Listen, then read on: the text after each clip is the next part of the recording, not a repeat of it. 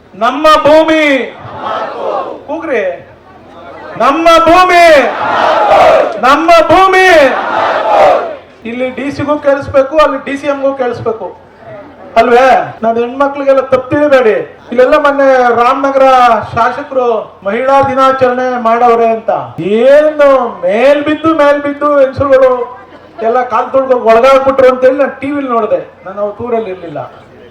ಏನಕ್ಕೆ ಅಂದ್ರೆ ಅದೇನೋ ಸೀರೆ ಕೊಡ್ತಿದ್ರಂತೆ ಅದಕ್ಕೆ ಅಂತ.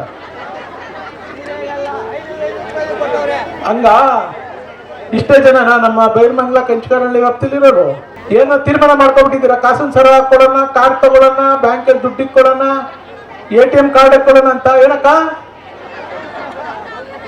ಯಾಕೋ ಹಂಗೆ ಕಾಣ್ತದೆ ಬೈರ್ಮಂಗ್ಲ ಕಡೆ ಕಂಚಕಾರಹಳ್ಳಿ ಕಡೆಯವ್ರಿಗೆ. 100 ರೂಪಾಯಿ ಸೀರೆಗೆ ಮೇಲ್ಬಿದ್ದು ಜನ ಹೋಯ್ತಾರೆ ಅಂತ ಅಂದ್ರೆ ಅಲ್ಲ ರೀ, ನಿಮ್ ಬದುಕಿನಲ್ಲಿ ಇವತ್ತು ಅವರು ಚೆಲ್ಲಾಟ ಆಡ್ತಾವ್ರೆ. ಅದನ್ನ ವಿರೋಧ ಮಾಡ್ಬೇಕು ಅಂತ ನಿಮ್ ಮನ್ಸು ಬರೋದ್ ಬೇಡವಾ? ನೀವೇ ತೀರ್ಮಾನ ಮಾಡ್ಬೇಕು. ಈ ಮಾತನ್ನ ನೀವು ಹೋಗಿ ಹೇಳ್ಬೇಕು. ನಮ್ಮ ಹುಡುಗ ಮಂಜು ಹೇಳ್ಬೇಕಣಪ್ಪ ಮೈಕೆಲಿಂಗೆ, ಅವನ್ ಮಾತು ಕೇಳೋಣ ಇಲ್ಲ DK ಶಿವಕುಮಾರ್ ಅವ್ರ ಮಾತು ಕೇಳೋಣ ಅಂತ ತೀರ್ಮಾನ ಮಾಡ್ಬೇಕು. ನಾನು ದಿನಾಂಕವನ್ನ ಕುಮಾರಣ್ಣವ್ರನ್ನ ಕರೆಸಿ, ಯಡಿಯೂರಪ್ಪನವ್ರನ್ನ ಕರೆಸಿ ಇಲ್ಲಿ DC ಕಚೇರಿಗೆ ಬರ್ಬೇಕು, DC ಅವ್ರನ್ನ ಭೇಟಿ ಮಾಡ್ಬೇಕು ಅಂತೇಳಿ ತೀರ್ಮಾನ ಮಾಡಿದ್ದು. ನಮ್ಮ ನಾಯಕರಾದಂತ ಕುಮಾರಣ್ಣವರ ಆರೋಗ್ಯ ಸರಿ ಇಲ್ಲದ ಕಾರಣ ಅವರೆಲ್ಲೂ ಯಾವುದೇ ಕಾರ್ಯಕ್ರಮದಲ್ಲಿ ಡಾಕ್ಟರ್ ಹೇಳೋದ್ರಿಂದ ಭಾಗಿಯಾಗಿಲ್ಲ. ಅವರ ಬೆಂಬಲ ನಮ್ ಜೊತೆ ಸದಾ ಇದೆ. ಇದನ್ನ ಯಾವತ್ತೂ ಕೂಡ ಯಾರು ಮರಿಬಾರದು. ರೈತ ಹೋರಾಟಗಾರರಂತ ಯಡಿಯೂರಪ್ಪನವರ ಬೆಂಬಲ ಸಹಕಾರ ಕೂಡ ನಮ್ಗಿದೆ. ಎಲ್ಲ ರೈತ ಸಂಘಟನೆಗಳು, ಕನ್ನಡಪರ ಸಂಘಟನೆಗಳು, ದಲಿತ ಸಂಘಟನೆಗಳು, ಈ ಜಿಲ್ಲೆಯಲ್ಲಿ ಇರ್ತಕ್ಕಂಥ ಎಲ್ಲ ಸಂಘಟನೆಗಳು ಕೂಡ ಇವತ್ತು ನಮ್ ಜೊತೆ ಬೆಂಬಲವನ್ನ ವ್ಯಕ್ತಪಡಿಸಿದ್ದಾರೆ. ನಾವು ತಮ್ಮನ್ನೆಲ್ಲ ಒಂದು ಸಮಿತಿಯನ್ನ ರಚನೆ ಮಾಡಿಕೊಂಡು ಬೈರ್ಮಂಗ್ಲ ಕಂಚಕಾರನಹಳ್ಳಿ ನಮ್ಮ ಭೂಮಿ ನಮ್ಮ ಹಕ್ಕು ಒಂದು ಹೋರಾಟ ಸಮಿತಿಯನ್ನ ರಚನೆ ಮಾಡಿ ಅದರ ಕೆಳಗಡೆ ಒಂದು ಅರ್ಜಿಯನ್ನ, ಒಂದು ಮನವಿಯನ್ನ ಸನ್ಮಾನ್ಯ ಜಿಲ್ಲಾಧಿಕಾರಿಗಳಿಗೆ ಮುಟ್ಟಿಸ್ಬೇಕು ಅಂತೇಳಿ ಸಾಂಕೇತಿಕವಾಗಿ ಇವತ್ತು ನಾವು ಬಂದಿದ್ದೇವೆ. ನಾನು ಈ ಅಧ್ಯಕ್ಷರು ಮತ್ತು ಪದಾಧಿಕಾರಿಗಳಿಗೆಲ್ಲರಿಗೂ ಹೇಳಿದೆ, ಮಾಧ್ಯಮದವರು ನಾವೆಲ್ಲ ಹೋಗಿ ಒಂದು ಮನವಿನ DC ಕೊಡೋಣ ಅಂತ. ಇಲ್ಲ ಅಣ್ಣ, ನಮ್ಮ ಭಾಗದ ಹೆಂಗಸರು ಮಕ್ಕಳು ಎಲ್ಲ ನಾವು ಬರ್ತೀವಿ ಅಂತಾರೆ. ಅವ್ರನ್ನೆಲ್ಲ ಕರ್ಕೊಂಡೋಗಿ ನಾವು ಮನವಿ ಕೊಡ್ಲೇಬೇಕು.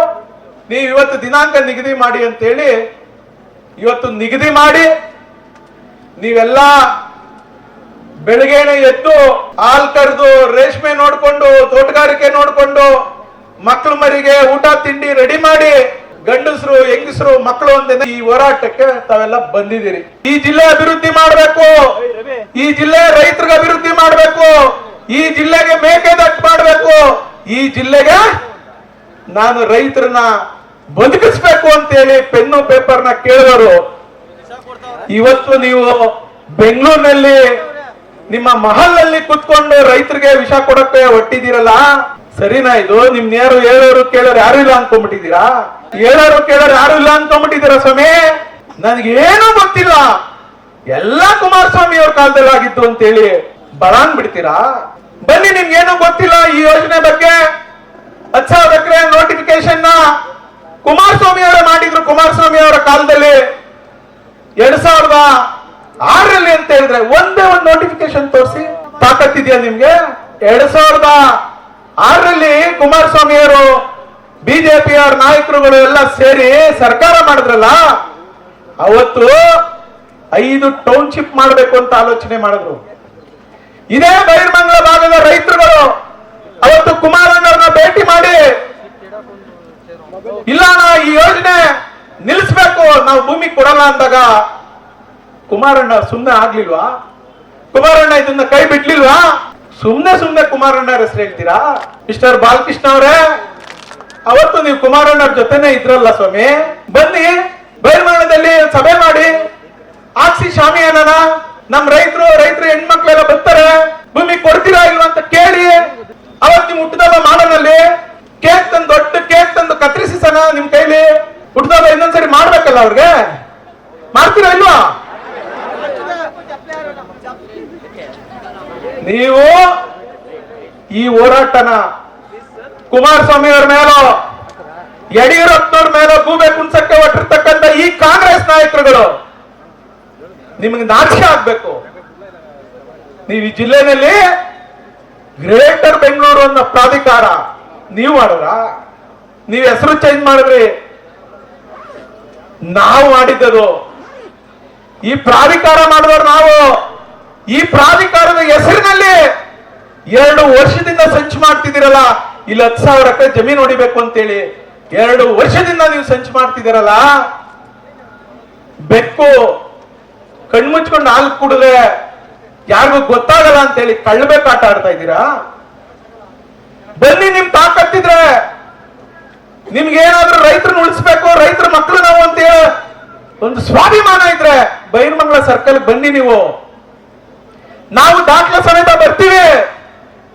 ವೇದಿಕೆಯಲ್ಲಿ ಇರ್ತಕ್ಕಂಥ ನಮ್ಮ ಅಶೋಕಣ್ಣವ್ರನ್ನ, ಡಾಕ್ಟರ್ನ, ಅಶ್ವತ್ಥಣ್ಣವ್ರನ್ನ, ಯಡಿಯೂರಪ್ಪನವ್ರನ್ನ, ಕುಮಾರಸ್ವಾಮಿಯವ್ರನ್ನೆಲ್ಲ ಕರ್ಕೊಂಡ್ ಬರ್ತೀವಿ. ನಾವು ದಿನಾಂಕ ನಿಗದಿ ಮಾಡಿ, ಕುಮಾರಸ್ವಾಮಿ ಅವ್ರ ಕಾಲದಲ್ಲಿ ತಪ್ಪಾಯ್ತಾ, ಯಡಿಯೂರಪ್ಪನವ್ರ ಕಾಲದಲ್ಲಿ ತಪ್ಪಾಯ್ತಾ, ಅಥವಾ ನೀವು ತಪ್ಪು ಮಾಡ್ತಾ ಇದ್ದೀರಾ, ಚರ್ಚೆ ಮಾಡೋಣ.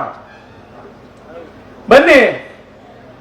ಏನು ನಮ್ಗೆ ಗೊತ್ತಿಲ್ಲ ಅಂತೇಳಿ 4 ಗೋಡೆ ಮಧ್ಯದಲ್ಲಿ ನೀವು, ಅದು 2013 ಲ್ಯಾಂಡ್ ಅಕ್ವಿಸಿಷನ್ ಆಕ್ಟ್ ಗಾಳಿಗೆ ತೂರಿ ನೀವು ಕೂಡ ಆಗ್ತಲ್ಲಿ ಕರ್ನಾಟಕ ಅರ್ಬನ್ ಡೆವಲಪ್ಮೆಂಟ್ ಆಕ್ಟ್ ಅಲ್ಲಿ ನೀವು ನೋಟಿಸ್ ಕೊಡ್ತೀರಲ್ಲ, ನಿಮ್ಗೆ ನಾಚಿಕೆ ಆಗಲ್ವೇನ್ರಿ? ರೈತರನ್ನ ಉಳಿಸ್ತೀರೇನ್ರಿ? ರೈತರನ್ನ ಬದುಕಿಸೋಂತ ಭಾಷಣ ಮಾಡ್ತೀರಾ ನೀವು? ಸರ್ಕಾರ ಮಾಡ್ತಾ ಇದ್ದೀರಾ ನೀವು?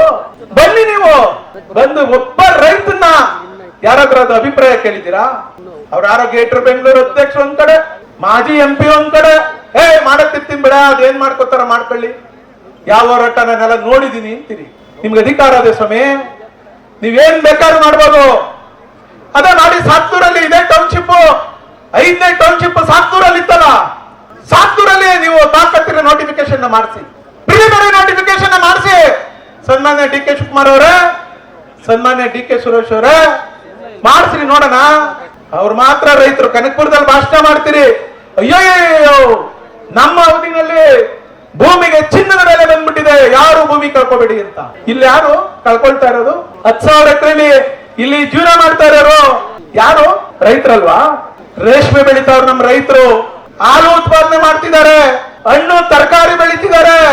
ಆ ಬೆಂಗಳೂರಿಗೆ ಎಲ್ಲ ಏನೇನ್ ಬೇಕು, ಕೋಳಿ, ಕುರಿ, ಮೇಕೆ, ಹಾಲು, ಹಣ್ಣು, ಹಂಪ್ಲು, ಬೆಂಗಳೂರಿಗೆ ಏನ್ ಬೇಕೋ ಎಲ್ಲ ಕೊಡ್ತಿದ್ದಾರೆ ಈ ಭಾಗದ ರೈತರು. ಸಾತ್ತೂರಲ್ಲಿ ನೀವು ತಾಕತ್ತಿನ ನೋಟಿಫಿಕೇಶನ್ ಮಾಡಿಸಿ, ಪ್ರಿಲಿಮಿನರಿ ನೋಟಿಫಿಕೇಶನ್ ಮಾಡಿಸಿ. ಸನ್ಮಾನ್ಯ DK ಶಿವಕುಮಾರ್ ಅವರೇ, ಸನ್ಮಾನ್ಯ DK ಸುರೇಶ್ ಅವರೇ, ಮಾಡಿಸ್ರಿ ನೋಡೋಣ.